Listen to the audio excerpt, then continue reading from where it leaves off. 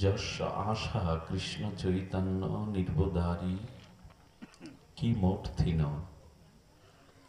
চিন্তা মণিময়ং প্রাপ্য কোমুড় রজতং ব্রজেত।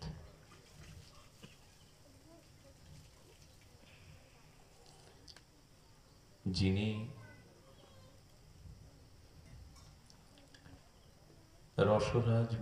রসরাজ মহাভাব মিলিত তনু শ্রী চৈতন্যের চরণ যাজনা করেন, প্রার্থনা করেন, আশা করেন, তার রাজদারি কি প্রয়োজন আছে?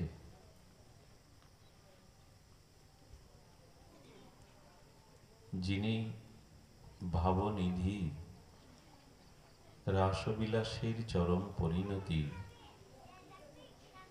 শ্রীকৃষ্ণ যদি প্রেম হয়, গৌর হল প্রেম তত্ত্ব সীমা। সেই মহাপ্রভুর চরণ দ্বারে যারা চৈতন্যকে আশা করেন, তাদের রাজদারে কি কোনো কাজ আছে?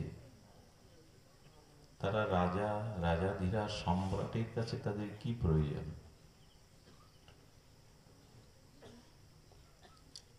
চিন্তামণি যদি কারো হস্তগত হয়, চিন্তামণি মানে যার কাছে প্রার্থিত অভিলাষ করলে সেই প্রার্থিত অভিলাষ যিনি পূর্ণ করতে পূর্ণ সমর্থ, তাকে চিন্তামণি বলে।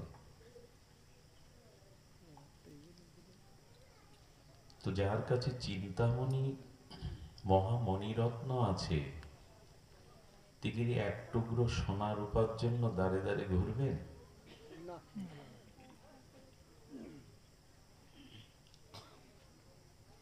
মহা চিন্তামণি রত্ন যার হস্তগত, তিনি সামান্য সোনা রূপার জন্য দাঁড়ে দাঁড়ে কেন ঘুরতে যাবেন? তো যিনি প্রেমাবতার শ্রীকৃষ্ণ চৈতন্য চন্দ্রের চরণ প্রার্থনা করেন, যাচনা করেন, তার কাছে রাজাধিরাজের বা কি প্রয়োজন? আশাচস্য পদানন্দে চৈতন্যচ্ছ মহাপ্রভু তদ্বৃন্দা দাসবত ভাতি না কথা কৃপ নৃপ কি কটে। প্রবোধানন্দ সরস্বতীপাদ বলছেন,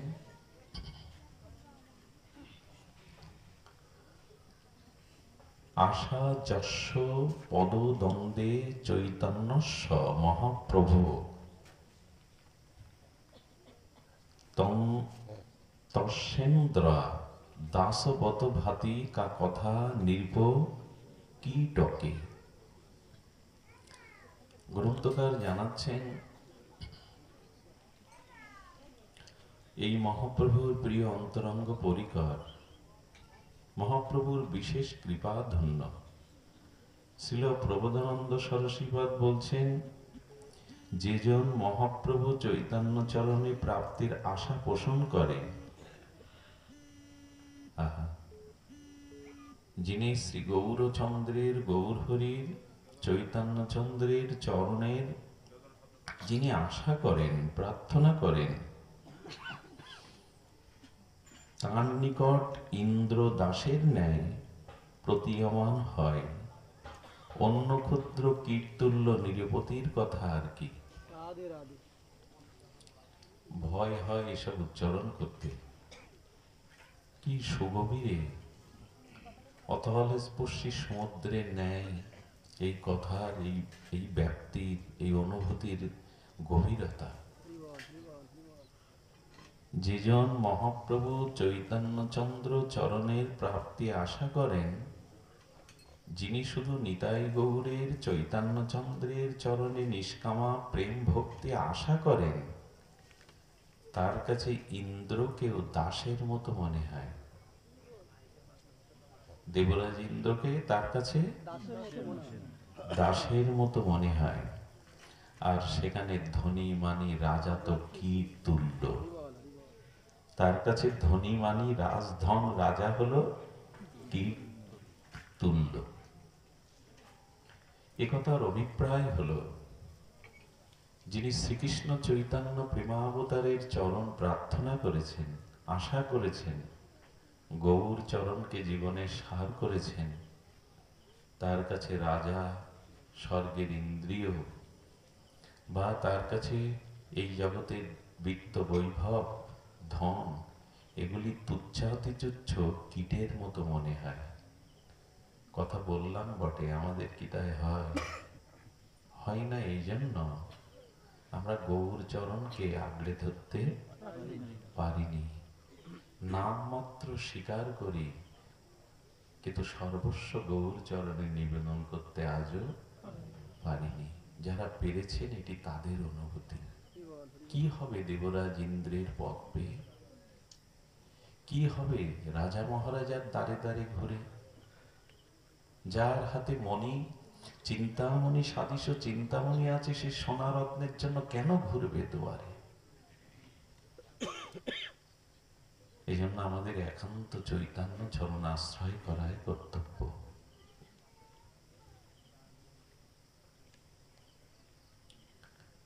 এই জন্য চৈতন্যাক্ষ প্রেম অধিদৈবতাকে যিনি গ্রহণ করলেন না, তিনি বড় বঞ্চিত হলেন।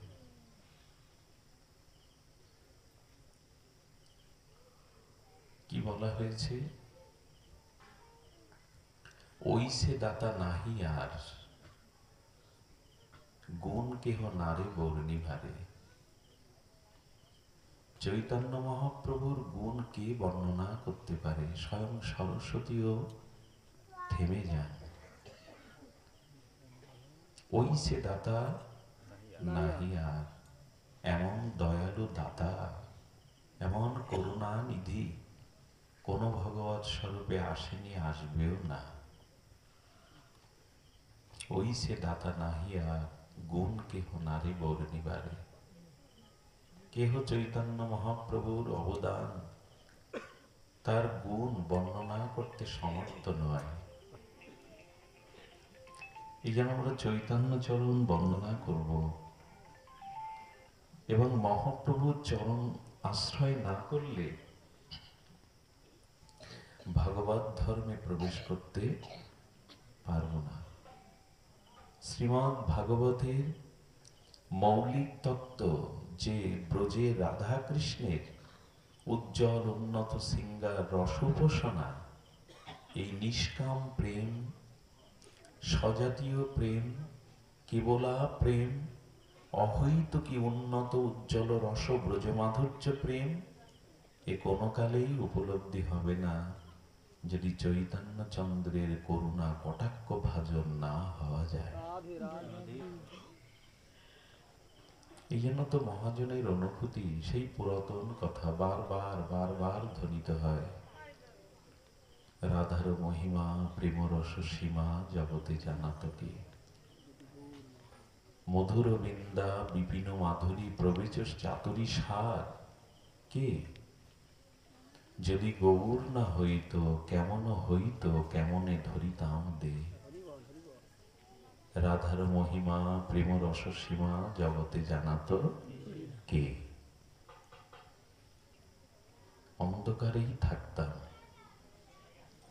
বিষ্ণু নারায়ণের উপাসনা করে মুক্তি চাইতাম, বা দেবদেবীর উপাসনা করে স্বর্গ সুখ, ভৌতিক সুখ চাইতাম, কিন্তু রাধা মাধবের চরণে যুগল প্রীতিতে উন্নত উজ্জ্বল রসভাবনা পেতাম না যদি গৌর না হইত। কোটি কোটি তারকারাজি, নীলিমায় কোটি তারকা তারা জগতের জ্যোৎস্না দিতে পারে না, এক চন্দ্রই পারে। আচ্ছা, একই সাথে আকাশে চাঁদ আর সূর্য উদয় হয় কি একই সাথে? মহাজন বলেছেন গৌরোদয় পুষ্পবন্ত, বলেছেন তমোনুধ। কিন্তু আমাদের এত ভাগ্য, আমাদের গৌরীয় আকাশে একই সাথে গৌরচন্দ্র, নিত্যানন্দ চন্দ্র, গৌর চাঁদ, নিত্যানন্দ চন্দ্র একই সাথে উদয় হয়েছে। আচ্ছা, সূর্যের কিরণ, চন্দ্রের জ্যোৎস্না কোন গুহার অন্ধকার দূর করতে পারে? পারে কি বাবা? কোটি সূর্য উদয় হলেও, কোটি চন্দ্র উদয় আকাশে হলেও গুহার মধ্যে বা পর্বত শৃঙ্গের মধ্যে, পর্বত শৃঙ্গের যে গুহা আছে তার মধ্যে কি আলো প্রবেশ করবে? কিন্তু চৈতন্য ভগবান নিতাই গৌর চন্দ্র গৌরের ভাগ্যাকাশে উদিত হয়ে এই পুষ্পবন্ত কলিযুগে বললেন তমোনুদ। কোন গর্তের মধ্যে, কোন পর্বত শৃঙ্গের গুহার মধ্যে যেমন অন্ধকার দূর করতে পারে না, কিন্তু নিত্যানন্দ গৌরচন্দ্রের করুণা কণার দ্বারা অনন্ত জন্মে হৃদয়ের গুহার অন্ধকার অজ্ঞানতা দূর হয়ে যায় যদি গৌর বলে।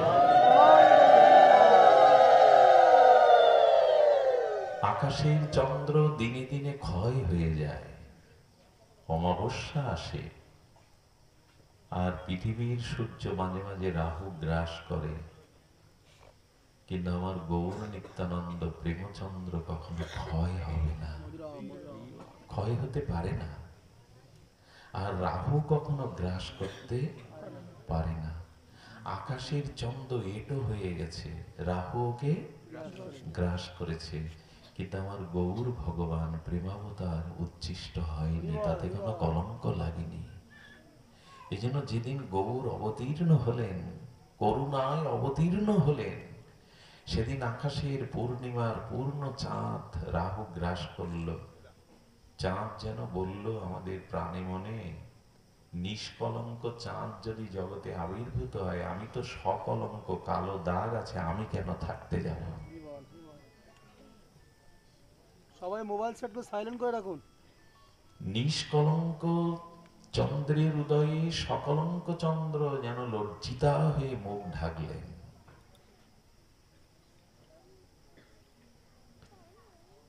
চন্দ্র আলো দেয় রাতে, সূর্য আলো দেয় দিনে, কিন্তু চৈতন্য প্রেমাবতার অবতার সার শিরোমণি, তারা আমাদের দিন ও রাত নয়, অনন্ত জন্ম ধরে প্রেমের আলো বিকশিত করছে।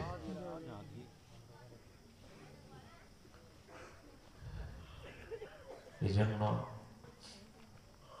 আমরা ভাগবতে আসি, হরিনাম আশ্রয় করি। কে দিল বলুন তো? আচ্ছা, বৃন্দাবন কে দিল আমাদের? চেনালো কে? মহাপ্রভুর আসবার পূর্বে আমরা কাশী পর্যন্ত চিন্তা, কাশী মুক্ত তীর্থ, কাশী গেলে মুক্তি হয়, তার উপরে আমাদের পরিচয় ছিল না। মহাপ্রভু এসে বললেন কাশী নয়, আরেকটু এগিয়ে যাও, কাশীতে মুক্তি আছে, কিন্তু আরেকটু এগিয়ে ব্রজধামে বৃন্দাবনে গেলে প্রেম পাবে, এগিয়ে যাও। বৃন্দাবন দিল মহাপ্রভু, এই হরিনাম দিলেন তিনি, এই বৈষ্ণব সঙ্গ দিলেন তিনি, ভাগবত সাক্ষাৎকার করালেন তিনি, দন্য শেখালেন তিনি, প্রেম বিতরণ করলেন তিনি। কি দেননি? আজকের এই হরিনাম, আজকের এই বৈষ্ণব সেবা, আজকের এই ভাগবত, আজকের এই বৈষ্ণব তত্ত্ব, ব্রজ তত্ত্ব, সর্বোপরি বৃন্দাবনে রাধা মাধবের অপ্রাকৃত রসতত্ত্ব কে দিল? চৈতন্য ভগবান। এই জন্য আমাদের মনে হয় গৌর বন্দনা না করে, গৌর স্তুতি না করে, শ্রী গৌরাঙ্গের শরণ না নিয়ে ব্রজে যাওয়া উচিত নয়, ভজনে প্রবেশ করা উচিত নয়।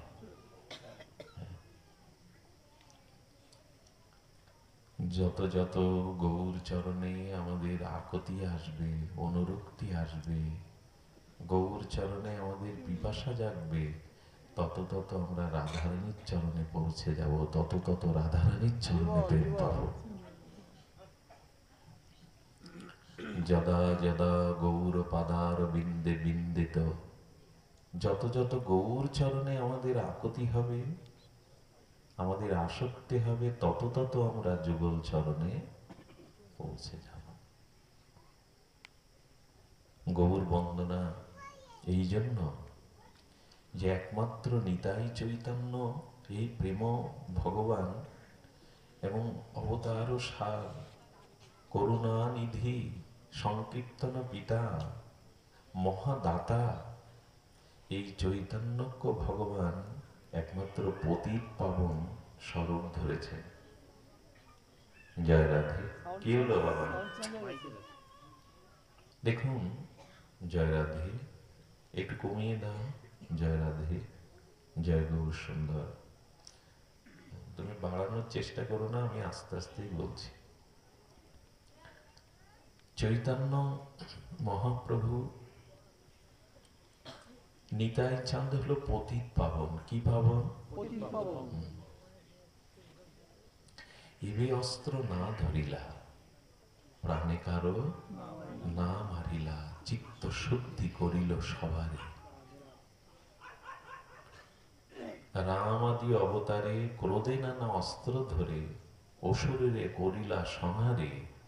এবে অস্ত্র না ধরিলা, প্রাণে কারো না মারিলা, চিত্ত শুদ্ধি করিল সবার। তার মানে রাম অবতারে তিনি রাবণ বিনাশ করেছেন। ধনুধারী রাঘবেন্দ্র রামচন্দ্র ধনুক ধরেছেন।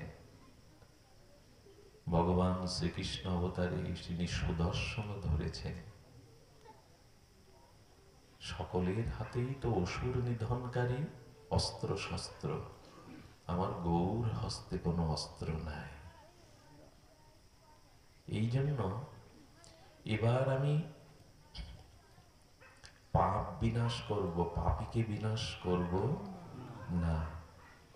এবার আমি অসুরত্ব বিনাশ করব, অসুর বিনাশ করব না। আচ্ছা, মহিষাসুরকে আমরা পূজা করি কেন? দুর্গা প্রতিমায়, শারদীয় দুর্গা প্রতিমায় অসুরেরও মন্ত্র ফুল দিতে হয়। মহিষাসুর কি জয় দিত। তো অসুরকে পূজা করছি কেন? মা বললেন, আমি তো মা, কুসন্তান হলেও সকলে আমার। জগৎ জননী জগদম্বা বললেন, মায়ের কাছে সন্তান যতই দুষ্ট হোক, অসৎ চরিত্র হোক, মায়ের কাছে সে সন্তান। মা কাউকে পর করতে পারে না। তো মহিষাসুরকে বললেন, মহিষাসুর, আমি তোমাকে বধ করব না, তোমার ভেতরে যে অসুরত্ব আছে আমি তাকে বধ করব, আর চিরজীবন আমার চরণে তুমিও পূজা পাবে, তুমিও পূজার অধিকারী হবে। জগৎ জননী মা কিনা, করুণাময়ী মা কিনা। তেমনি গৌর হরি বললেন, আমি অসুরত্বকে বিনাশ করব, অসুরকে বিনাশ, আমি পাপকে বিনাশ করব, পাপীকে ধ্বংস। মহাপ্রভু যদি অসুর বিনাশ লীলায় মেতে উঠতেন, আমার মনে হয় জগতে দু চারটে হাতে গোনা লোক ছাড়া সবাইকে মরতে হতো। কারণ কলিযুগে যুধিষ্ঠির পাওয়া না গেলেও দুর্যোধন পাওয়া যাবে। বর্তমান কলিযুগে যুধিষ্ঠির খুঁজে পাবেন কিনা আমি জানি না, তবে ছোট মাঝারি বড় দুর্যোধন পাওয়া যাবে। তো মহাপ্রভু যদি অস্ত্র ধরে অসুর বিনাশ করতেন, মা আমরা টিকে থাকতে পারতাম না। অসুর মানে খুব বড় শিং, কিম্ভূত কিমাকার দেখতে, পাহাড় থেকে বেরোচ্ছে মহিষের পেট থেকে, এরকম না। অসুর কারা? অসুর হলো যারা ভোগী, যারা দাম্ভিক, যারা জগতে শুধু ভোগ করতে এসেছে, দম্ভ করতে এসেছে। এক কথায় তারাই দুর্যোধন, যারা বলে সব আমার। কারা দুর্যোধন? এই জগতে যা কিছু রূপ যৌবন ভোগ বিলাস পদ দেখছো সব আমার। আর যুধিষ্ঠির কারা? একটা কথায়, বাবা শব্দটা বাইরে চলে যাচ্ছে আবার, এটা ভেতরে। জয় রাধে, ঠিক আছে।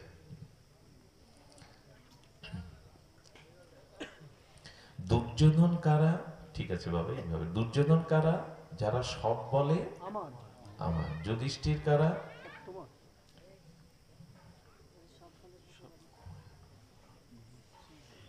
যুধিষ্ঠির কারা?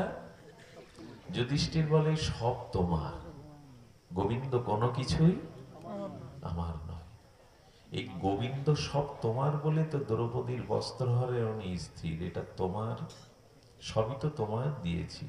বনবাসে যেতে গেলেও মুখে দুঃখ নেই, সবই তোমার, আমি তোমার দাস।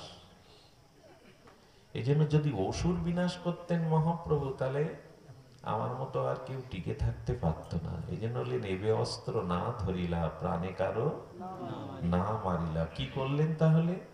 চিত্ত শুদ্ধি করিল। হ্যাঁ, ইতিপূর্বে কোন ভগবান এভাবে জীবের চিত্ত শুদ্ধি করেনি। চিত্ত শুদ্ধি কখন হয়? খুব মূল্যবান কথাগুলো, গৌড়ীয় বৈষ্ণব যারা, কৃপা করুন, মন দিয়ে শুনুন। চিত্ত শুদ্ধি কাকে বলে? চিত্ত শুদ্ধি কখন হয়? ঠাকুর মশাই বলছেন, যদি হয় প্রেম ভক্তি তবে হয় চিত্ত শুদ্ধি। চিত্ত শুদ্ধ মানে কি জানেন? আমার খুব পরের দুঃখে আমার হৃদয় কাঁদে, এরকম না। পরের জন্য আমার হৃদয় ব্যাকুল হয়, পরের দুঃখকে আমার দুঃখ মনে করি, এটা না। চিত্ত শুদ্ধি মানে এক ভগবানের প্রেম ব্যতীত যখন চিত্ত বা মনে অন্য কোনো বাসনা থাকবে না, তার সুখ, তার সেবা ভিন্ন, ইহকাল পরকালে নিজের কোনো সসুখ বাসনা যে চিত্তে থাকবে না, তাকে বলে শুদ্ধ চিত্ত। সহজে হয় কি? ইহকাল পরকালে নিজের কোনো ভোগ বা সুখের বাসনা থাকবে না, শুধু তোমাকে সেবা প্রেম দিয়ে যেন সুখ দিতে পারি, সেবা দিতে পারি, এই বাসনাটা চিত্তে যখন আসবে তাকে বলে শুদ্ধ চিত্ত। কি সহজে হয় গো? তপস্যায় হয় না, দানে হয় না, তীর্থ পর্যটনে হয় না, বহু শাস্ত্র জ্ঞান থাকলেও চিত্ত শুদ্ধি হয় না। চিত্ত শুদ্ধি হয় ভগবানের অহৈতুকী কৃপায়। এজন্য বললেন, যদি হয় চিত্ত শুদ্ধি, যদি হয় প্রেম ভক্তি, তবে হয় চিত্ত। প্রেম ভক্তি সহজ জিনিস। আচ্ছা, কোনটা আগে? আগে চিত্ত শুদ্ধি না আগে প্রেম প্রাপ্তি? না প্রেম প্রাপ্তি না চিত্ত শুদ্ধি, কোনটা? চিত্ত শুদ্ধ না হলে প্রেম হবে কি করে? ঘোলা জলে চন্দ্র কিরণ দেখা যাবে কি করে? কামনা বাসনা থাকলে কি প্রেম আসবে? কিন্তু ঠাকুর মশাই এটা বললেন কেন? যদি হয় প্রেম ভক্তি তবে হয় চিত্ত শুদ্ধি। কোনটা আগে? চিত্ত শুদ্ধ না হলে প্রেম আসবে না, আর প্রেম না এলেও চিত্ত শুদ্ধি। এটা হলো যথা ঝনকবৎ।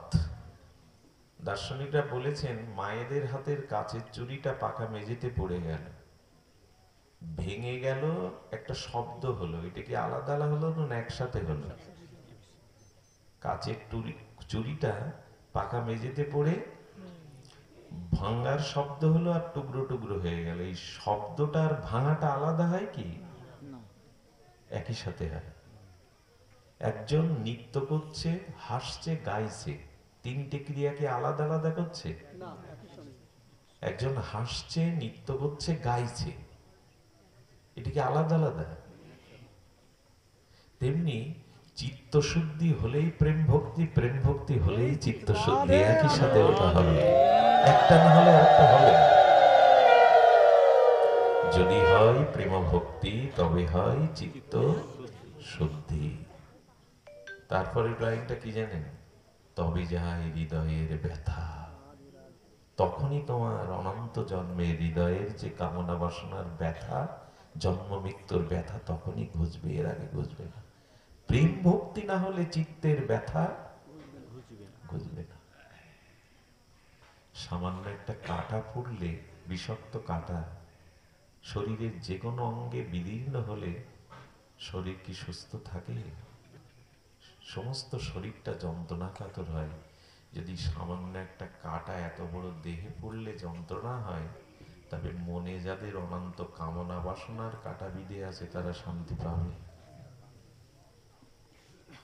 পাবে গো মা, পাবে? এই জন্য চিত্ত সেই দিনই ব্যথা মুক্ত হবে যেদিন মনে প্রেম ভক্তি আসবে, চিত্ত শুদ্ধি হবে।